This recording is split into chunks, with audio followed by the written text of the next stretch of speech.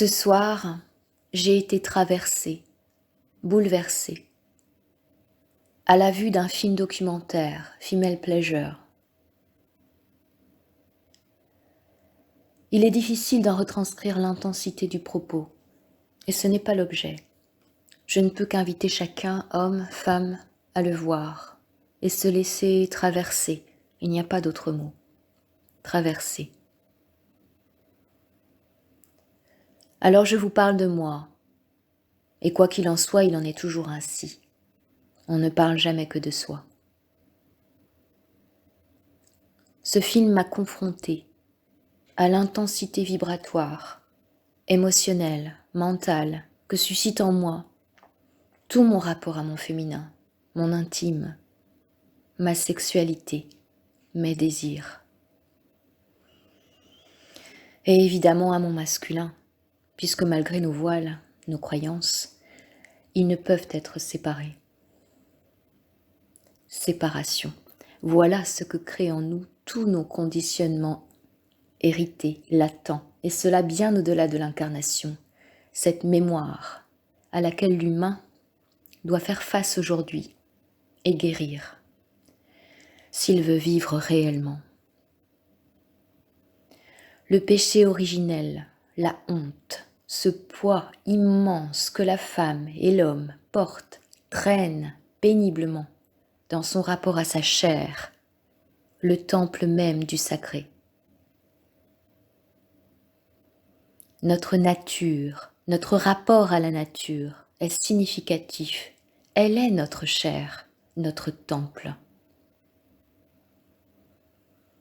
Je vis dans un pays relativement libre, au regard de toutes ces conquêtes dont témoignent ces femmes, magnifiques, d'un immense courage, portées par la vie, avec une résilience exemplaire et une volonté résolue de semer en chacun un paradigme neuf, où la femme, le féminin, puisse retrouver sa puissance créatrice, inspirante, initiatrice, souveraine. Chacune, chacun, avons, je crois, à sonder en nous-mêmes ces zones où la violence, la maltraitance font loi. J'ai vu le poids, ce soir particulièrement, le mur de mes censeurs intérieurs, ces interdits, envoûtants, qui murmurent, assènent sans relâche, parfois hurlent. Purifie-toi, tes désirs sont vils, maîtrise ta nature, tes instincts. Le plaisir t'est interdit, pécheresse, tu détournes l'homme par tes séductions. Sois honteuse de tes inclinations sensuelles. Évidemment, puisque chacun crée, co-crée sa réalité, la vie n'a pas manqué de me les montrer, ces censeurs, inquisiteurs, brutalisant ma vie, la vie, à travers d'autres visages, reflets. Si les mémoires sont fortes, l'âme l'est aussi, et elle veille, éprise de liberté.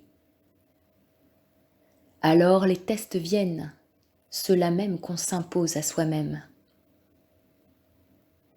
J'ai vu alors le visage du féminin blessé me crier « pute ». Jugement moral, implacable, le mien, condamnation même. Peut-on, puis-je, dans l'ignorance de ma sacralité, prophétiser autre chose que la damnation à la pécheresse désirante que je suis?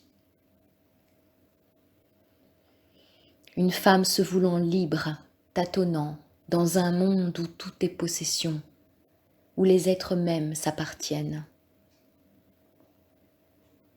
J'ai vu aussi l'homme se dérober à sa responsabilité, ma responsabilité, insupportable, la honte, et disparaître sans laisser mot. Alors j'ai disparu, à peine à l'aube de mon apparition. Il faut beaucoup de courage à chacun pour être, oser être.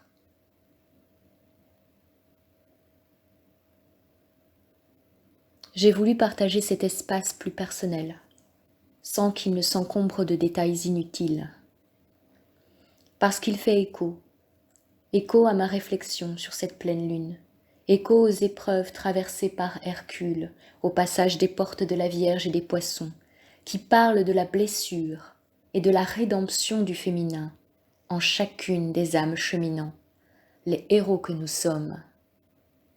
Puissions-nous nous entraider dans cette aventure, car il va de soi que nous ne pouvons parcourir ce chemin seuls.